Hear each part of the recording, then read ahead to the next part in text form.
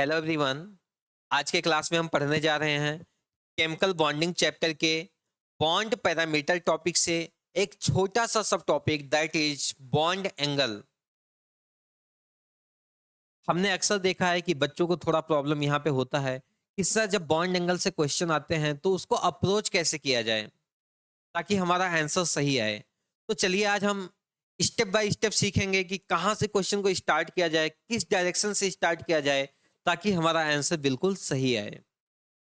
आइए सबसे पहले बात करते हैं कि बॉन्ड एंगल होता क्या है। देखिएगा यहाँ पे आपके सामने एक AB2 टाइप का मॉलिक्यूल दिख रहा होगा। अब यहाँ पे जो ये बॉन्ड बना है, ये एक बॉन्ड, ये दूसरा बॉन्ड ए, इनके बीच का जो एंगल है इसी का नाम क्या हो जाएगा? Bond angle. तो बॉन्ड एंगल का डिफिनेशन क्या हो गया? Angle between two adjacent bond is known as क्या? Bond angle. अब आपके सामने एक छोटा सा क्वेश्चन आ गया है कि ऑर्डर ऑफ बॉन्ड एंगल बताना आपको। NH4 plus, NH3 and NH2 minus. चलिए कोशिश करिए कैसे आप लोग अप्रोच करेंगे इस क्वेश्चन को। ट्राई करिए एक बार आप लोग। देखिए अब कैसे अप्रोच करना है ऐसे क्वेश्चन को, ध्यान दीजिएगा। सबसे पहले आपको इनका स्ट्रक्चर ड्रॉ करना आना चाहिए। सबसे मेन पॉइंट है कि इनको स्ट्रक्चर आपको ड्रॉ करना आना चाहिए। तो चलिए हम देखते हैं कैसे ड्रॉ करेंगे। नाइट्रोजन के बैलेंस सेल में कितने इलेक्ट्रॉन होते हैं बताइएगा? 5। लेकिन यहाँ पे एक पॉजिटिव चार्ज है तो अब कितने इलेक्ट्रॉन बचे? केवल और केवल 4। तो यहाँ पे ध्यान दीजिएगा, आपको 4 बॉन्ड बना लेना। हाइड्रोजन जो बॉन्ड बनाता है कितने बॉन्ड बनाएगा बोलिए? 4। 4 बनाएगा और चारों के चारों कैसे बॉन्ड होंगे? सिग्मा बॉन्ड होंगे। और इसके ऊपर एक पॉजिटिव चार्ज आया। अब बताइए इसका हाइब्रिडेशन क्या होगा? आपको हाइब्रिडेशन निकालना आना चाहिए। बताइए इसका हाइब्रिडेशन क्या हो जाएगा? अगर हम बात करें इसके हाइब्रिडाइजेशन की तो इसका हाइब्रिडेशन हो जाएगा sp3। क्योंकि आप यहाँ पे देखिएगा, यहाँ पे सिग्मा बॉन्ड कितने हैं? जब भी हाइब्रिडेशन निकालना हो तो आपको क्या काउंट करना होता है? टोटल सिग्मा बॉन्ड काउंट करना होता है plus number of sigma bond plus number of lone pair. यहाँ पे सिग्मा बॉन्ड कितने हैं बोले? इस केस में सिग्मा बॉन्ड कितने हैं? 4। सिग्मा बॉन्ड कितने हैं बोलो? 4। लोन पेयर कितने हैं यहाँ पे? लोन पेयर इक्वल टू कितना है? 0। तो इसका हाइब्रिडेशन क्या हो जाता है यहाँ से बोलिए? sp3। Is that clear? आइए दूसरा एग्जांपल देखते हैं। नाइट्रोजन के बैलेंस शेल में कितने इलेक्ट्रॉन होते हैं बोलिए? 5 होते हैं। तो हमने क्या कर दिया? सारे इलेक्ट्रॉन को हमने यहाँ पे अरेंज कर दिया। अब यहाँ पे हाइड्रोजन कितने जुड़े हैं? 3। तो हम कितने बॉन्ड बनाएंगे बोलिए? 3 हाइड्रोजन को हम जोड़ देंगे। ठीक, सब सिंगल बॉन्ड बना लेंगे। अब यहाँ पे जो बचा हुआ है, जो यहाँ पे इलेक्ट्रॉन्स बचे हुए हैं, इनको 2 इलेक्ट्रॉन्स को बोलते हैं एक जोड़ा, मतलब एक लोन पेयर। तो आप बताइए यहाँ पे कितने सिग्मा बॉन्ड कितने हो गए बोलिए? सिग्मा बॉन्ड कितने हो गए? 3। और हमारे पास लोन पेयर कितने हो गए बोलिए? लोन पेयर हो गया 1। इसका हाइब्रिडेशन भी क्या हो जाएगा बोलिए? इसका हाइब्रिडेशन भी हो जाएगा sp3। ये भी कैसा हो गया? sp3। Very good. चलिए अब अगला बात करते हैं हम NH2 माइनस के बारे में। तो बताइए नाइट्रोजन के बैलेंस शेल में कितने इलेक्ट्रॉन? 5 और एक माइनस, अब कितने हो गए? 6। तो चलिए इन इलेक्ट्रॉन्स को हम यहाँ पे अरेंज कर लेते हैं। 1 2 3 4 5 एंड 6। अब यहाँ पे हाइड्रोजन को कितने बॉन्ड से जोड़ेंगे बोलिए? सिंगल बॉन्ड से जोड़ेंगे। एक हाइड्रोजन यहाँ और एक हाइड्रोजन यहाँ। यहाँ पे कितने लोन पेयर बचे हैं? यहाँ पे लोन पेयर बचे हमारे पास, नंबर ऑफ लोन पेयर कितने हो गए बोलो? 2। तो सिग्मा बॉन्ड यहाँ पे कितने हो गए? Sigma bond equal to 2।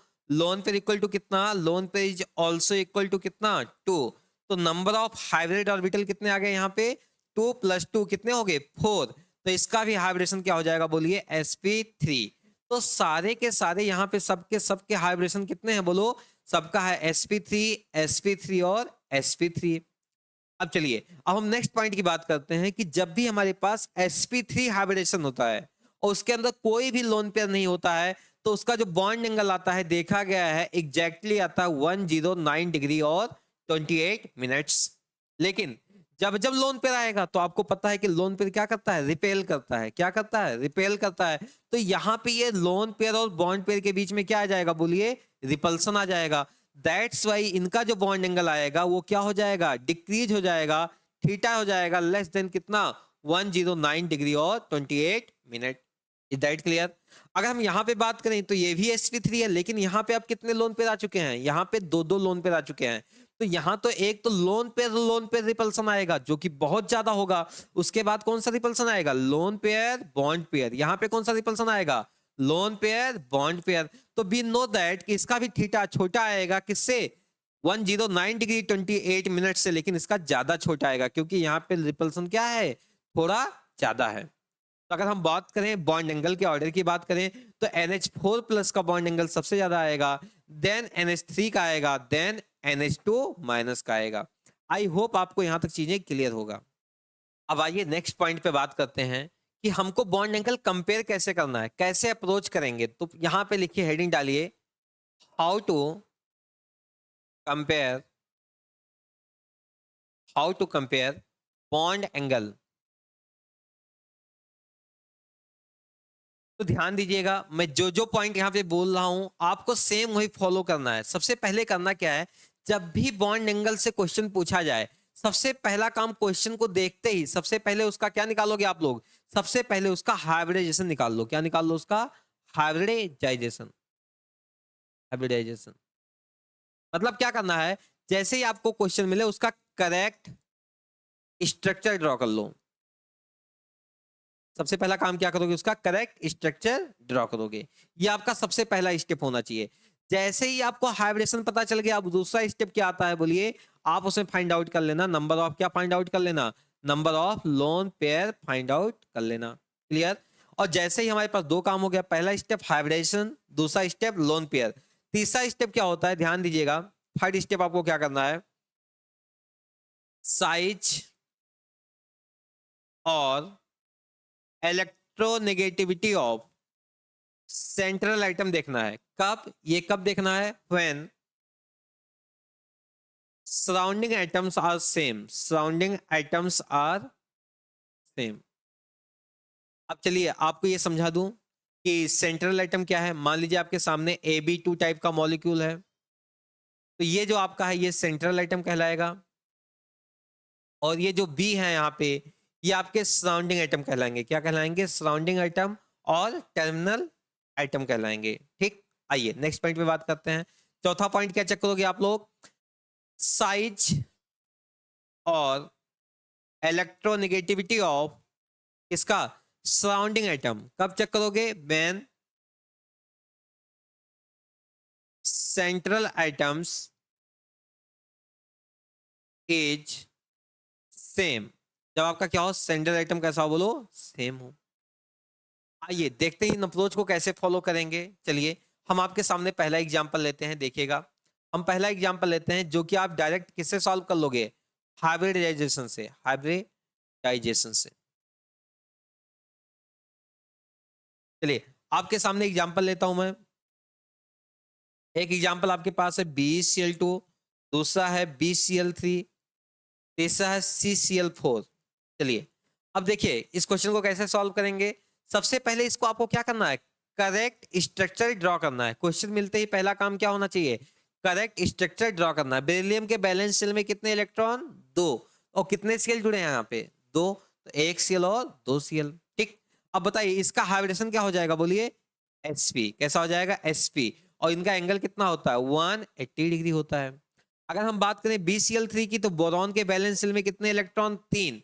हमारे यहाँ पे कितने क्लोरीन, हमारे पास 3 क्लोरीन भी है। तो सारे क्लोरीन को क्या करना, आपको सिंगल बॉन्ड से यहाँ पे जोड़ देना है। यस और नो, बताइए इसका हाइब्रिडेशन क्या हो जाएगा, बोलिए sp2। 3 सिग्मा बॉन्ड, यहाँ पे सिग्मा बॉन्ड कितने, सिग्मा बॉन्ड इक्वल टू 2, यहाँ सिग्मा बॉन्ड इक्वल टू कितने, 3। हाइब्रिडेशन कितना हो जाएगा, sp2। कितने लोन पे, 0। चलिए अब बताइए इनका एंगल कितना होता है, यहाँ पे इनका एंगल होता है 120 डिग्री। अगर हम बात करें CCl4 की बात करें, तो कार्बन के बैलेंस शेल में कितने इलेक्ट्रॉन, 4, और ये कितना बॉन्ड बनाएगा, 4। यहाँ पे क्या हमारे पास कोई लोन पेयर बचेगा क्या, आप बताइए। जब 4 हमारे पास, कार्बन के पास टोटल 4 इलेक्ट्रॉन है, और चारों के चारों हमारे पास सिग्मा बॉन्ड बना चुके हैं, तो लोन पेयर तो कुछ भी नहीं बचेगा। तो सिग्मा बॉन्ड इक्वल टू कितने हो गए, 4। तो बताइए इसका हाइब्रिडेशन क्या हो जाएगा, बोलिए sp3। और हमको पता है कि अगर हमारे पास कोई भी लोन पेयर नहीं हो तो sp3 का हाइब्रिडेशन कितना हो जाता है, बोलो, सॉरी, sp3 का बॉन्ड एंगल कितना हो जाता है, 109 डिग्री 28 मिनट। सीधे आपका यहाँ पे आंसर मिल चुका है कि हमारे पास sp का बॉन्ड एंगल सबसे ज्यादा होगा, देन किसका होगा, sp2 का, देन किसका होगा, sp3 का। I hope it is clear to all of you. अब आते हैं हम लोग नेक्स्ट स्टेप पे चलते हैं कि हम लोग लोन पेयर को कैसे देखेंगे। यहाँ पे तो दूसरा पॉइंट आपके पास आ जाएगा यहाँ पे लोन पेयर वाला।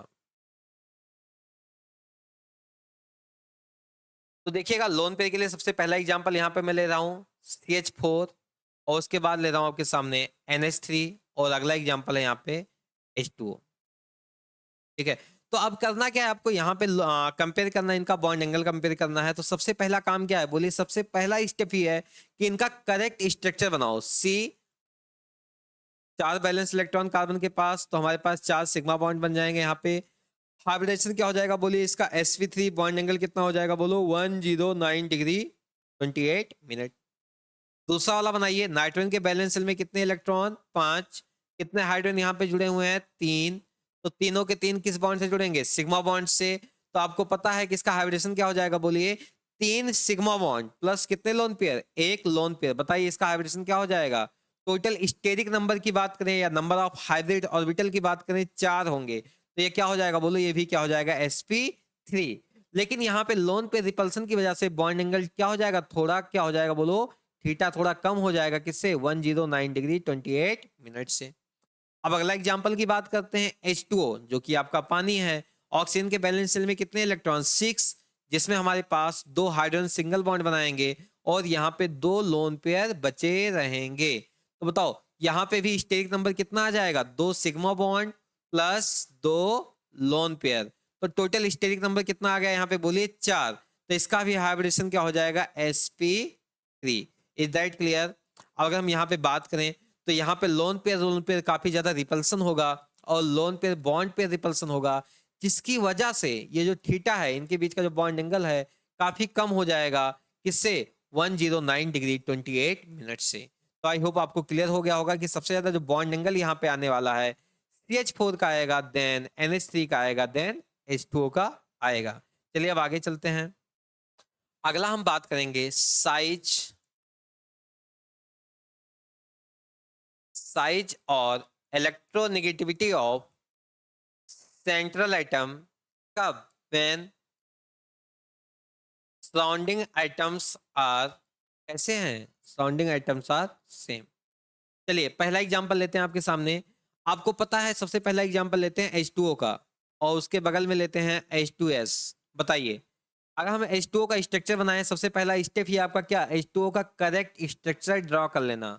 उसके बाद यहाँ पे लोन पेयर कितने आएंगे, एक लोन पेयर और यहाँ पे 2 लोन पेयर। अगर हम H2S की बात करें तो यहाँ पे सल्फर होगा, एक हाइड्रोजन, दूसरा हाइड्रोजन, लोन पेयर इसके पास भी कितने बचेंगे सेम, यहाँ पे भी कितने लोन पेयर बचेंगे 2, 1 और 2। पता है इसका हाइब्रिडेशन क्या हो जाएगा sp3, 2 sigma bond 2 lone pair. यहाँ पे भी क्या हो जाएगा sp3, 2 sigma bond 2 lone pair. अब हमारे पास ये प्रॉब्लम आ गया कि इन दोनों का हाइब्रिडेशन भी सेम है, नंबर ऑफ लोन पेयर भी सेम है। अब कैसे क्वेश्चन को हम सॉल्व करें, तो आपको चेक क्या करना है, आपको देखना है क्या सराउंडिंग एटम सेम है क्या। तो आपने देखा कि हाँ सर सराउंडिंग एटम बिल्कुल सेम है। अब आपको क्या करना है कि इस जो सेंट्रल एटम है इसका इलेक्ट्रोनेगेटिविटी या साइज दोनों में से कुछ भी देख के आंसर को निकाल सकते हो। तो देखिएगा एज वी नो दैट कि electronegativity of oxygen is greater than sulphur. अगर हम साइज की बात करें तो साइज किसका ज्यादा होगा, सल्फर का ज्यादा होगा, किससे ऑक्सीजन से। आइए देखते हैं कैसे सॉल्व करना है, कैसे इन चीजों को यहाँ पे यूज करना है। अगर हम बात करें ऑक्सीजन का इलेक्ट्रोनेगेटिविटी ज्यादा है तो यहाँ पे जो बॉन्डेड इलेक्ट्रॉन्स हैं तो ऑक्सीजन के पास होगा क्या, इसके बॉन्डेड इलेक्ट्रॉन्स यहाँ पे होंगे और इसके बॉन्डेड इलेक्ट्रॉन्स यहाँ पे होंगे। तो होगा क्या कि ऑक्सीजन का इलेक्ट्रोनेगेटिविटी ज्यादा है तो इन इलेक्ट्रॉन को अपनी तरफ क्या कर लेगा, अट्रैक्ट कर लेगा। अगर इन बॉन्डेड इलेक्ट्रॉन को ऑक्सीजन अपनी तरफ अट्रैक्ट कर लेगा तो ये जब बहुत पास आ जाएंगे तो इनके आपस में क्या स्टार्ट हो जाएगा बोलो, रिपल्सन स्टार्ट हो जाएगा। क्या आ जाएगा बोलो, इलेक्ट्रॉनिक रिपल्सन यहाँ पे स्टार्ट हो जाएगा। जिससे होगा क्या, जो हमारे पास H2O का बॉन्ड एंगल है वो थोड़ा क्या हो जाएगा, ज्यादा हो जाएगा। लेकिन क्या H2S में भी ऐसा रिपल्सन आ पाएगा क्या, सल्फर का इलेक्ट्रोनेगेटिविटी कम है तो उतना तेजी से वो खींच नहीं पाएगा या अट्रैक्ट नहीं कर पाएगा, तो इतना ज्यादा यहाँ पे हमको रिपल्सन देखने को नहीं मिलेगा। तो पहला आंसर तो हमको यहाँ पे आ चुका है कि हमारे पास H2O का बॉन्ड एंगल ज्यादा होगा किससे, H2S से। तो हमको पता क्या चला कि जब जब ऐसा केस बनेगा कि हमारे पास सराउंडिंग एटम सेम हो और सेंट्रल एटम का इलेक्ट्रोनेगेटिविटी चेंज हो रहा हो, तो आपको बस जस्ट ये देखना है जिसका इलेक्ट्रोनेगेटिविटी ज्यादा होगा उसका बॉन्ड एंगल क्या हो जाएगा, ज्यादा हो जाएगा। आइए अब दूसरा अप्रोच लगाते हैं, साइज से कैसे लगाएंगे, ध्यान दीजिएगा। ऑक्सीजन का साइज छोटा है, सल्फर का साइज बड़ा है। ऑक्सीजन ने मान लीजिए यहाँ पे कोई बॉन्ड बनाया, एच के बीच में कोई बॉन्ड यहाँ पे सल्फर बनाया, तो ध्यान दीजिएगा। तो यहाँ पे इसके बगल में भी लोन पेयर, इसके बगल में भी लोन पेयर, इसके बगल में भी लोन पेयर और इसके बगल में भी लोन पेयर। सल्फर का साइज बड़ा है, तो यहाँ पे जो हमारे पास बॉन्ड बनाए होंगे ना, इनके बीच में रिपल्सन क्या होगा, थोड़ा कम होगा। लेकिन इसका साइज छोटा है, जब ये बॉन्ड बनाएंगे तो ये इलेक्ट्रॉन्स कहाँ पे आ जाएंगे, एक दूसरे के पास पास आ जाएंगे, जिससे इनके बीच में क्या आ जाएगा, बोलो, रिपल्सन आ जाएगा। दैट्स वाई इनका बॉन्ड एंगल क्या हो जाएगा, बोलिए, ज्यादा हो जाएगा। तो अगला कॉन्सेप्ट क्या सीखा आपने, कि अगर हम साइज के हिसाब से देखें तो जिसका साइज ज्यादा होगा उसका बॉन्ड एंगल क्या होगा जाएगा, कम हो जाएगा। तो आपने पहला कॉन्सेप्ट यहाँ पे सीख लिया। आइए अब एग्जाम्पल में इसको यूज करते हैं। जैसे आपके सामने आ जाए NH3, PH3, ASH3। आपसे कोई पूछे कि इनके बॉन्ड एंगल का ऑर्डर बताओ, तो आपको क्या पता होना चाहिए, सबसे पहले तो इसका स्ट्रक्चर आप ड्रॉ करोगे। स्ट्रक्चर कैसे बनाइएगा, ध्यान से देखिएगा आप लोग यहाँ पे।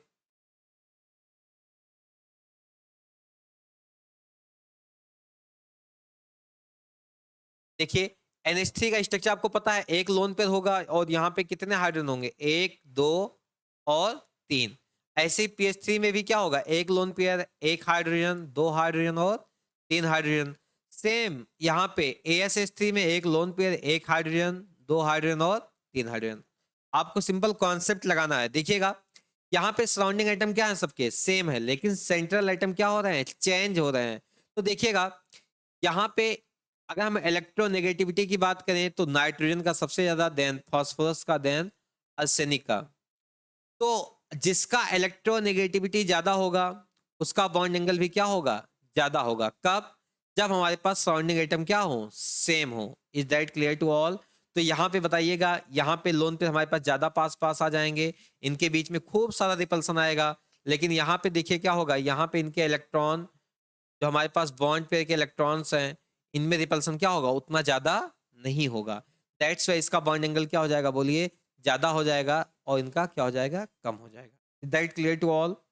तो चलिए लास्ट टॉपिक पे चलते हैं, अपना फोर्थ वाला, साइज और इलेक्ट्रोनेगेटिविटी ऑफ सराउंडिंग एटम। कब लगाना है, when central atom is same. आइए देखते हैं, इसका एग्जांपल लेते हैं। सबसे पहले हम लोग एक एग्जांपल लेते हैं, PF3, PCl3, PBr3 and PI3। तो ध्यान से देखिएगा, इन एग्जांपल्स को ध्यान से देखिए। अगर इनका स्ट्रक्चर ड्रॉ करें, सबसे पहला अप्रोच तो वही लगाना है, स्ट्रक्चर सबका ड्रॉ कर लेंगे properly. P, F, F and F। यहाँ पे क्या आएगा, P, एक लोन पेयर आएगा। उसके बाद क्या, Cl, एक Cl, दो Cl और तीन Cl। उसके बाद PBr3 भी बना लीजिए आप लोग, एक Br, दो Br एंड PBr। नेक्स्ट चलते हैं PI3। आई होप यहाँ तक सभी को क्लियर होगा। सबके पास एक लोन पेयर है, तीन सिग्मा बॉन्ड है, सभी का हाइब्रिडेशन यहाँ पे क्या हो जाएगा, sp3 हो जाएगा। और सबके पास एक लोन पेयर है और सबका सेंट्रल आइटम कैसा है, सेम। अब सारा का सारा जो गेम चलेगा किस पे चलेगा, सराउंडिंग आइटम पे। तो ध्यान दीजिएगा, अगर हम बात करें यहाँ फ्लोरीन, यहाँ क्लोरीन, यहाँ ब्रोमीन, यहाँ आयोडीन। तो अगर हम इस पे सबसे पहले बात करते हैं, साइज से लेके चलते हैं। देखिए जब ऐसे क्वेश्चन आए तो साइज से लेके चलो, आसानी से सॉल्व हो जाएगा।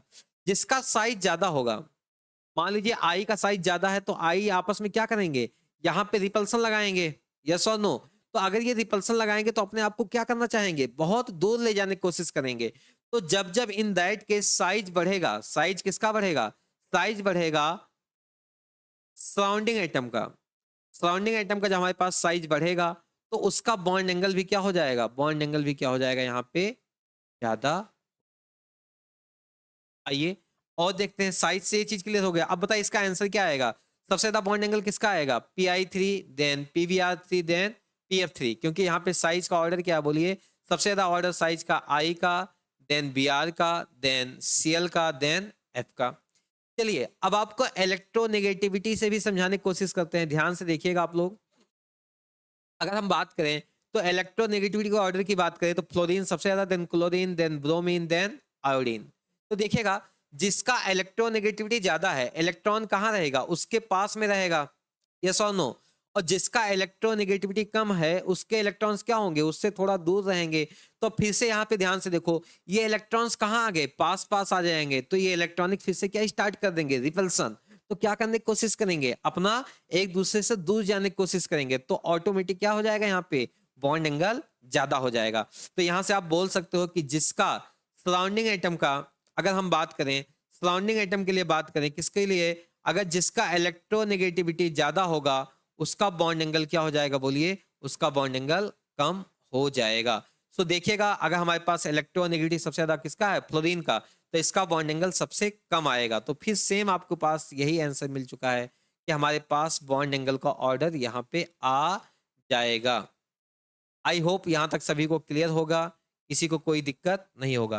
ये ऑर्डर आएगा PF3, PCl3, PBr3 and PI3। I hope it is clear to all of you. Thank you so much.